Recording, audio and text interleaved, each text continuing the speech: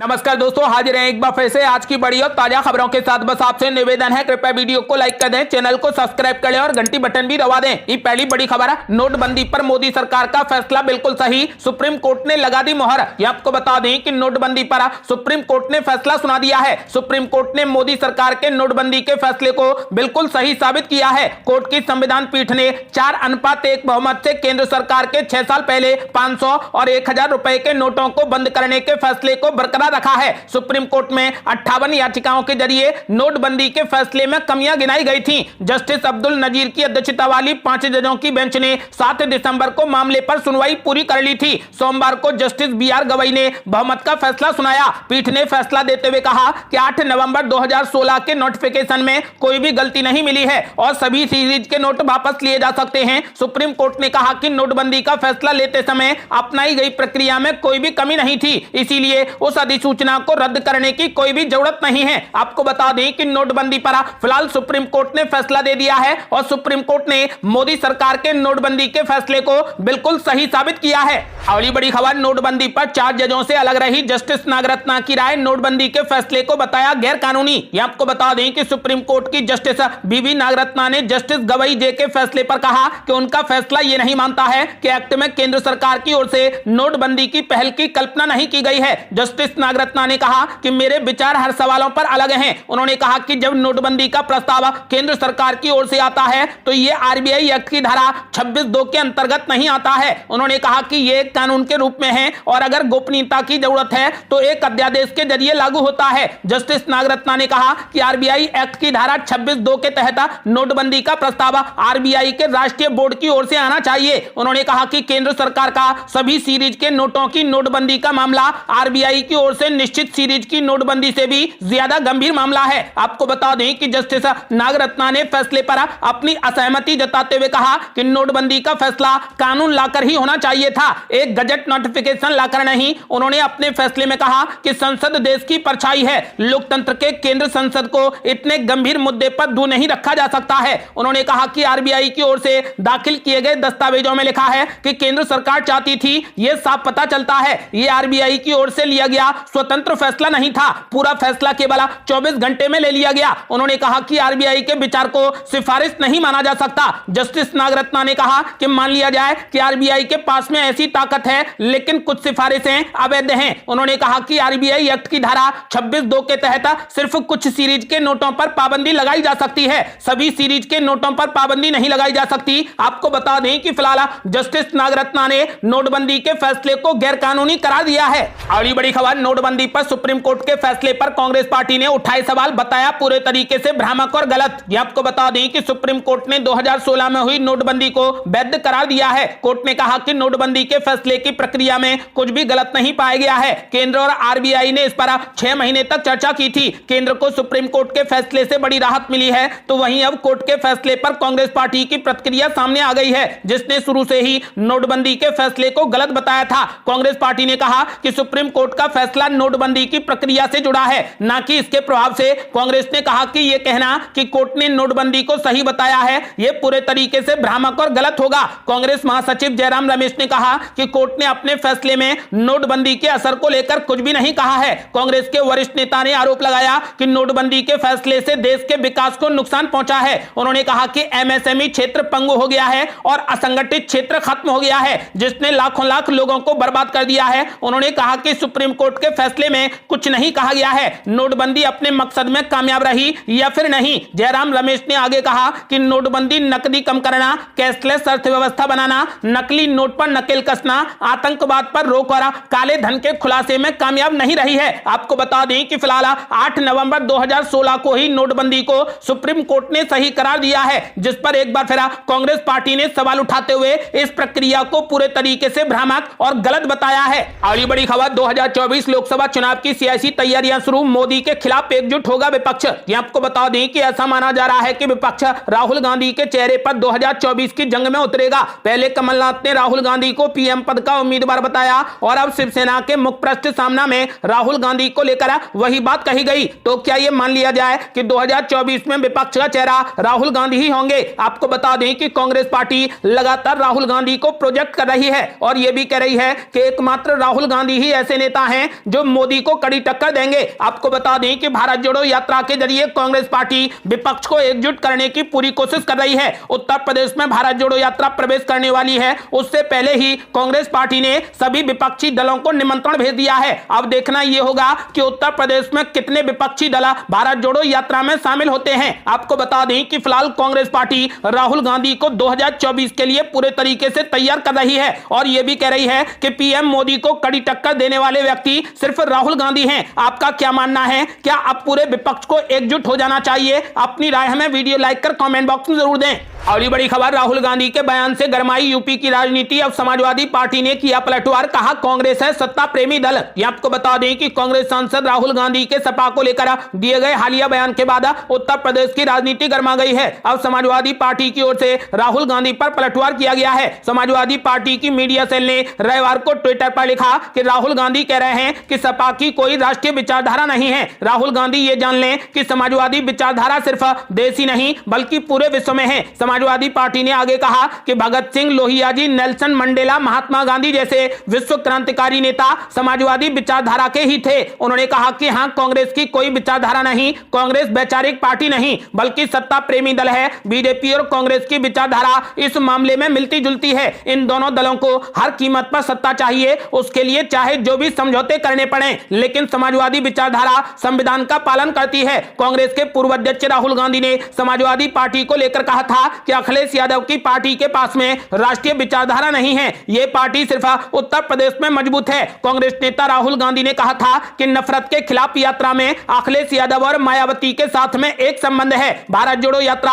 सभी के लिए खुली हुई है। राहुल गांधी ने कहा कि वो इस पर टिप्पणी नहीं करेंगे कि कौन शामिल होगा और कौन शामिल नहीं होगा। उन्होंने कहा कि नफरत और प्यार बिल्कुल विपरीत हैं, लेकिन बहुत से लोग प्यार फैलाना चाहते हैं। मैं जानता हूं कि अखिलेश जी और मायावती जी नफरत नहीं चाहते, रिश्ता तो है। उन्होंने कहा कि हर कोई जानता है कि बीजेपी और कांग्रेस एक नहीं है, क्योंकि अगर ऐसा होता तो नरेंद्र मोदी कांग्रेस मुक्त भारत नहीं चाहते। आपको बता दें कि अब इस बयान को लेकर राहुल गांधी पर समाजवादी पार्टी ने पलटवार किया है और कांग्रेस पार्टी को सत्ता प्रेमी दल करार दिया है। अगली बड़ी खबर, भारत जोड़ो यात्रा का 3 जनवरी से यूपी में होगा आगाज। 120 किलोमीटर का होगा सफर। यह आपको बता दें कि राहुल गांधी की महत्वाकांक्षी भारत जोड़ो यात्रा का अगला फेज 3 जनवरी से शुरू होने जा रहा है। राहुल गांधी समेत कांग्रेस के कार्यकर्ता इसकी तैयारियों में जुट गए हैं। यूपी के कांग्रेस नेताओं के मुताबिक 3 जनवरी से शुरू होने वाली यात्रा के तहत यूपी में 120 किलोमीटर का सफर तय किया जाएगा। यह सफर 5 जनवरी तक पूरा कर लिया जाएगा। इसके बाद यह यात्रा हरियाणा में प्रवेश कर जाएगी।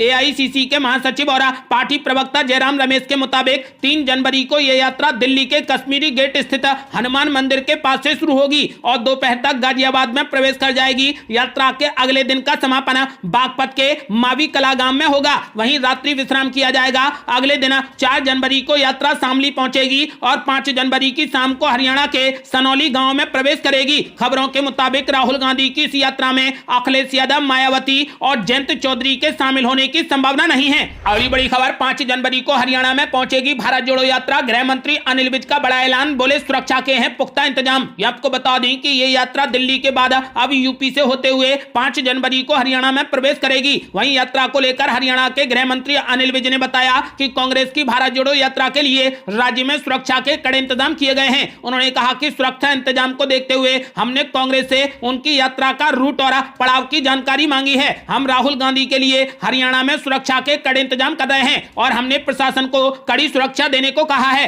कांग्रेस की भारत जोड़ो यात्रा यूपी से 5 जनवरी की शाम पानीपत जिले के सनौली खुर्द गांव के रास्ते हरियाणा में प्रवेश करेगी। इससे पहले भारत जोड़ो यात्रा के दौरान राहुल गांधी की सुरक्षा में चूक का मुद्दा कांग्रेस ने जोर शोर से उठाया है। कांग्रेस पार्टी के नेता केसी वेणुगोपाल ने सुरक्षा को लेकर केंद्रीय गृह मंत्री अमित शाह को पत्र लिखकर सुरक्षा में चूक की शिकायत की थी। इसे लेकर केंद्रीय रिजर्व सुरक्षा बल यानी सीआरपीएफ ने जवाब दिया था कि राहुल गांधी की सुरक्षा को लेकर जो गाइडलाइंस जारी की गई हैं उनको खुद राहुल गांधी की तरफ से तोड़ा गया है। सीआरपीएफ के अनुसार राहुल गांधी ने 113 बार सुरक्षा नियमों का उल्लंघन किया है और उन्हें इन सुरक्षा उल्लंघनों की जानकारी समय समय पर दी जाती रही है। आपको बता दें कि एक बार फिर से कांग्रेस पार्टी ने राहुल गांधी की सुरक्षा को लेकर गृह मंत्री अमित शाह को चिट्ठी लिखी है। अगली बड़ी खबर, क्या हिमाचल में चल रहा ऑपरेशन लोटस? पूर्व मुख्यमंत्री जयराम ठाकुर का बड़ा ऐलान, बोले 5 साल से पहले ही बीजेपी को फिर से मिलेगी सत्ता। ये आपको बता दें कि हिमाचल प्रदेश के पूर्व मुख्यमंत्री एवं नेता प्रतिपक्ष जयराम ठाकुर ने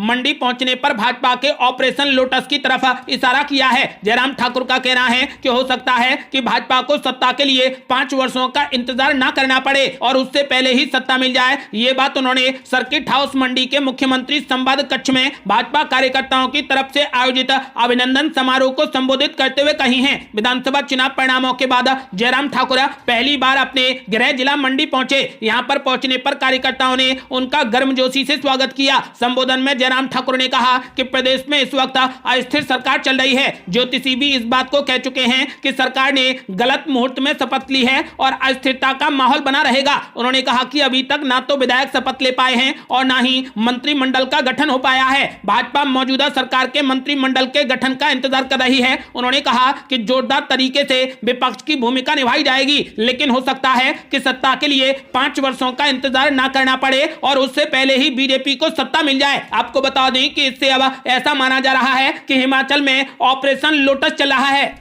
अगली बड़ी खबर, भारत जोड़ो यात्रा पर बदला अखिलेश यादव का मन, अब राहुल गांधी को लिखी चिट्ठी। ये आपको बता दें कि उत्तर प्रदेश में 3 जनवरी से भारत जोड़ो यात्रा की शुरुआत कांग्रेस सांसद राहुल गांधी के नेतृत्व में होने जा रही है। इससे पहले कई विपक्षी नेताओं को यात्रा में शामिल होने के लिए निमंत्रण भेजा गया है। वहीं समाजवादी पार्टी प्रमुख अखिलेश यादव का भी मन अब यात्रा को लेकर बदला हुआ नजर आ रहा है। दरअसल अखिलेश यादव ने बीते दिनों भारत जोड़ो यात्रा में शामिल होने के लिए निमंत्रण नहीं मिलने की बात कही थी। तब उन्होंने कहा था कि बीजेपी और कांग्रेस दोनों एक ही जैसे हैं। इसके बाद राहुल गांधी और अखिलेश यादव के बीच में जमकर जुबानी तीर चले, लेकिन अब सपा प्रमुख का मन अचानक बदला हुआ नजर आ रहा है। इसकी वजह अखिलेश यादव द्वारा लिखी गई चिट्ठी है। उन्होंने राहुल गांधी को लिखा कि प्रिय राहुल जी, भारत जोड़ो यात्रा में आमंत्रण के लिए धन्यवाद एवं भारत जोड़ो यात्रा की मुहिम की सफलता के लिए हार्दिक शुभकामनाएं। उन्होंने कहा कि भारत भौगोलिक विस्तार से अधिक एक भाव है जिसमें प्रेम, अहिंसा, करुणा, सहयोग और सौहार्द ही वो सकारात्मक तत्व हैं जो भारत को जोड़ते हैं। उन्होंने कहा कि आशा है कि यह यात्रा हमारे देश की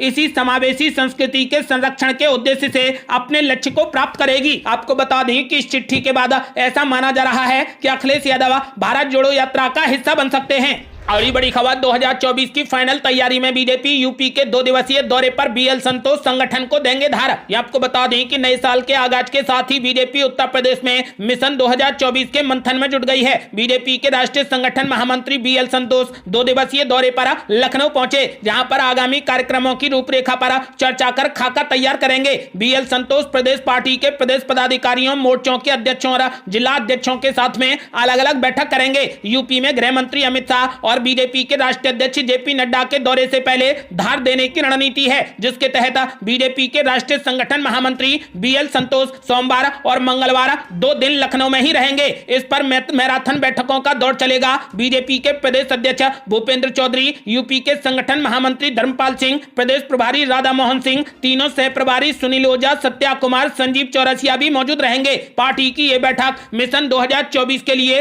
रोड मैप तैयार करने की दिशा में पहला कदम होगा।